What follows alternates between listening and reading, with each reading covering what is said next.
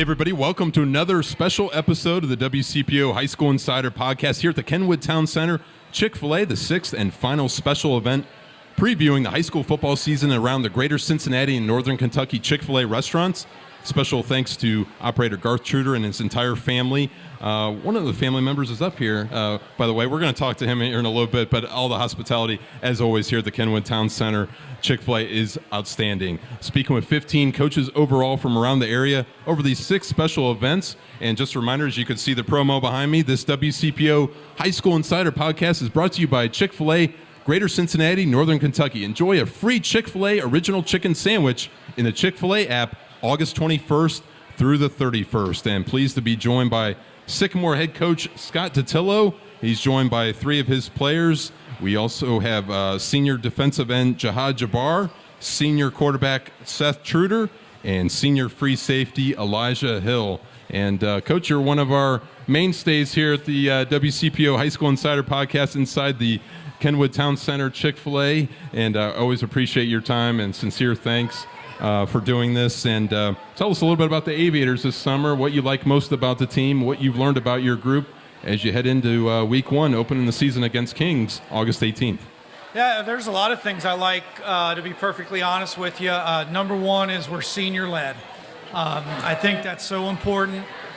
These guys have been through some good times, been through some tough times, and, ever since we ended last year, it has been very evident that senior leadership was needed.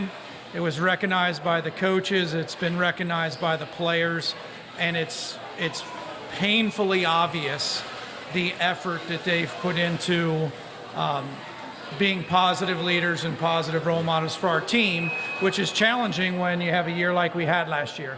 So that is the number one thing. They want to do well.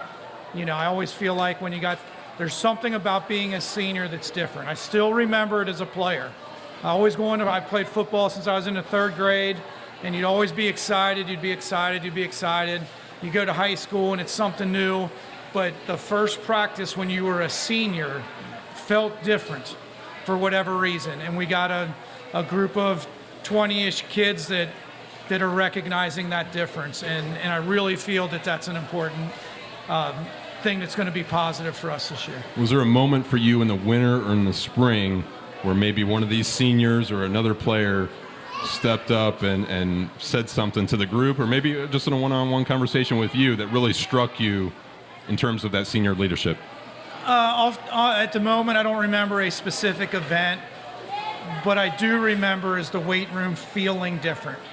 It's whatever the vibe, the energy, whatever you want to, the things that you can't really measure and say, hey, but it was different. And it was that way when I've coached some really good teams. So I'm hoping that can parlay into Friday night. Kind of want to segue into bringing you guys into the conversation here. What Coach just mentioned, Jihad, I'll start with you. Just talk about that senior leadership and maybe what it's like for you so far going through it. I know it's only the preseason, but still, have you had time to maybe reflect on what the possibilities are for your final year of high school football?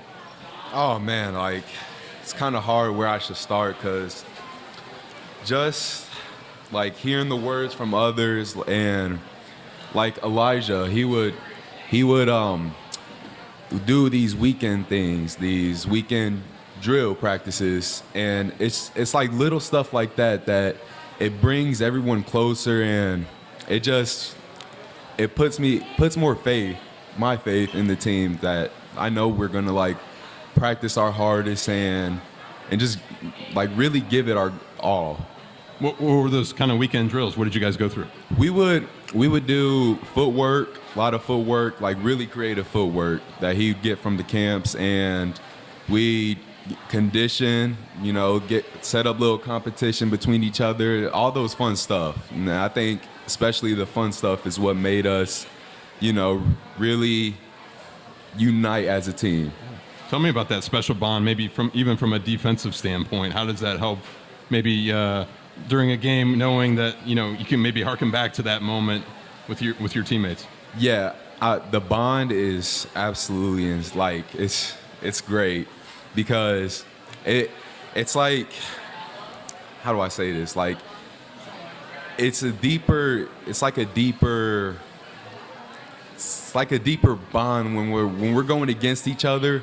It's like really going against each other, trying to make each other better, because we just that bond, we just really look out for each other, and we know how it felt to lose on the field, and we know we gotta push each other past our limits to not feel that from last season again. Elijah, where did that stem from when you had that thought of doing this weekend activity with your teammates, and certainly it must have struck a chord with a lot of guys? Honestly, it's from the camps I went to. So I knew right after the season from last year, that right after the Hamilton game, I remember, we lost, knew we weren't going to playoffs. I knew, got to go to work, got to. So I went over to 10 camps, over 10 camps. And I just picked individual drills that I liked, and I knew the team would love. So I knew the little things matter. So I would do the beginning would be a little team little drill. So it'd be 4 cones, and then we all got to do a certain thing. We can't mess up our thing, or you mess up the whole thing. And then I do that first, and then after that, I would do a footwork drill.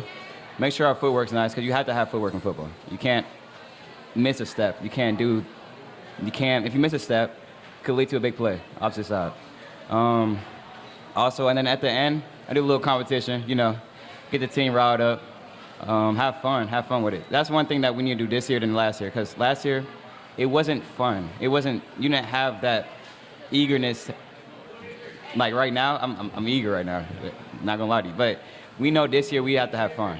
You got to have fun with everything you do. You got to find the little things that you enjoy in life to make things easier for you in life. So give me an example. What, is this on a Saturday morning or Yeah, so I would tell the team Saturday at 9 a.m. Make sure you get there early. Don't be late. I would get there at 8:30. Make sure everything's set up. And then I know ahead of time what I'm going to do. And I know I have a little game plan going on in my head. And then once everybody gets there, we go stretching. And then we go into each little section I already have planned out. I mean, we can go different ways with it, but honestly, I just want to have fun with it and go at it. We just got to get better every day, 1% better each day. So. Seth, from an offensive perspective, how did that help you and maybe some of your teammates on that side of the ball as well? I think, especially for the offense, it was really important. Footwork, like Elijah said, is one of the most important things for football. And I think that connection that I just built, that was one thing that I feel is very, very strong this year. Shout out Gio Garrett, one of my receivers. I feel especially their connection with the receivers is really different this year. And just getting out on the field, and that's all you really can do is just get reps and reps and reps together. And I feel just having that time away from the coaches. Of course, I love our coaches. We need that, but like Coach said, a good team is led by the players and senior led, and that's one thing that we've been able to do is get that connection with ourselves, with the seniors, and that's been really impactful to us. And thanks to Elijah that we had that. That's a real opportunity where we grew this offseason. Seth, do you look back at last year's results, or is it a distant memory? Tell me about that. Does it light a fire under you, or is this a completely new chapter for you? I think it's definitely a little bit of both. The first thought that comes to mind is always lights a fire under me, because I feel that's that drive. I know these guys have it in us and as the seniors, but we want to win. We want results. And I mean, we love the team, we love it, but we play football to win. And that's one thing that's really been driving us the whole entire offseason is we don't want those results from last year. We want it from this year. We keep it in the past, and we're not going to let that drag us down. We use that as momentum and energy, really, for this next season. And I feel that driving factor, that's what we always be. If there's a bad day, it's a slow day, let's really go. We got to bring out our record, bring out what really happened last year, and we do not want that last year. And that's just the fire that, I feel keeps our team going. Coach, when you hear all these words, what's going through your mind? These guys are ready for the season, aren't they? They're ready. Like I told you, senior led. Tell us, you brought each of these three for a reason. Tell us how they've improved from a year ago, maybe a little something about them on the field, and maybe even beyond football as well. Yeah, Elijah played in the secondary last year, and we certainly expanded his role this year. He's going to play some, we call it an H-back, but we're going to use him as a, kind of a hybrid type player, additional receiver, do a little blocking, but mostly as a contributor to our passing game, along with his play in the secondary. And he's embraced it. He's learning, he's making plays in practice, and I think it'll really help our offense once we, get into the games. Right now it's kind of hard because you go from offense to defense, and when you got everybody on offense, we look good. When everybody's on defense, it's challenging. But I think it'll take course when we get to only having to play 11 at a time and not 22 at a time. Seth's done a great job with leading our team. He had a major setback last year, missing so much in the beginning of the year. And, I was talking to John over there. It's, when you miss 7-on-7s and you miss your scrimmage games and you miss 5 games, not to mention all the practices in between all of that, and then you show up week 5 against Coleraine in the stadium opener game, that's really, really hard. That's a lot. So what we saw from Seth at the end of the year was really about the equivalent of where he would have been playing week 1, at week 10. And when you look at all the practices and things like that. So one of the most cerebral coaches or quarterbacks that I've coached. He's super smart. We put a lot on him, and he does a great job. And Jihad, too, his role could expand a little bit more this year, but he was an all-league defensive end last year. I expect that again from him this year. And, he's going to play some tight end in some of our packages this year. So we're really going to lean on these guys to up their game. Whatever it is, we want to up their game. And we return a lot of guys from last year, not just these 3, but a lot of other kids. And just because you're a year older doesn't mean you're a year better. You have to do the things to make yourself better. They've done it physically. They're doing it with maturing and being leaders and more mature players, and it's showing up in our practices on a daily basis. How does it energize you, that enthusiasm, that passion as a head coach? And you've been doing this a long time, but when you see that. Yeah, absolutely. I think Elijah hit on it or Seth, one of them said about being player-led teams. All teams are led by their coaches, and all teams are also led by their players. And it's really, what is the coach having to coach all the time that's so important? Is the coach motivating all the time? Is the coach disciplining all the time? Is the coach correcting repeatedly all the time? What is that the coach is leading? Or can the coach lead football? And the players lead those other things, or those other things don't even exist because of what happens in the lot. There's so many deep levels to it, and good teams have certain characteristics, and teams that struggle have certain characteristics. And I'm thankful that we have a lot of winning characteristics. Now we got to put it to practice, and we got to, we play a tough schedule, so there's a lot of factors that come into that, but we got winners on our team, and that's important. You mentioned the tough schedule. You're opening with Kings. That was a Division II state semifinalist, just a player or 2 away from being in Canton last year, and then at Fairfield. I mean, I know it's 1 week at a time. I realize that, but tell us about, obviously, 9-game GMC schedule, and you have the one non-conference schedule or one non-conference game. I mean, what's that like? Just embracing that with your players. No, it's a challenge, and we embrace it. It is what it is. You're going to play in a prestigious league. You're going to play high caliber coaches. You coach against high caliber coaches, high caliber athletes, and it just is what it is. And I think they say iron sharpens iron, and I think it makes our kids play better, makes our program better. And we scrimmage Winton Woods, we scrimmage Milford. They got one of their best teams in a long time. Kings, like you mentioned, and then the league. So, we're gonna go 12 weeks of playing the real deal. I want to ask each one of you guys what Sycamore football means to you. Elijah, I'll start with you. I think I have an idea just based upon your off-season workouts, but what's it like on a Friday night playing at that beautiful stadium that you have? I don't take it for granted, honestly. I try not to. Sycamore football is just like, I know I'm up for my brothers. I got to know that. They're going to sacrifice as much as I am. I'm going to do everything I can for them, and they are going to do everything for me. I know that even if we do mess up, we know that next play, we got to go next play. It's very, I say it, like, you got to forget. You got to forget the last play and go to the next play. If I mess up, they're going to tell me. They're going to tell me I mess up. I'm gonna tell them when they mess up, and then we're both gonna pick each other up. I mean, that's Sycamore football for you. Yeah. Seth, what has Sycamore football taught you, even beyond the game as well? Yeah, I think Sycamore football has always been a family to me. It's always been a family, especially with my class of seniors. We are brothers, just like Elijah said, and we play for each other. And it's been these last 4 years, coming out senior year, have been so much fun. The good times, the bad times, and I'm excited for this year. Like Elijah said, I don't want to take it for granted. I remember last year, those seniors, the last game, and that's when it really hit me like, this is my last year, and I want to go and give it everything I have for my team, honestly. And it's also this year, we've had multiple talks about this, but impacting the generations that come after us. You know, the juniors, the underclassmen that come after us. We really want to leave an impact on Sycamore football for as long of a period as we can. And we want to change the culture of our team and leave us better as we leave Sycamore football than as we started. And that's honestly our goal, and we're just going to go out this season and give it our all.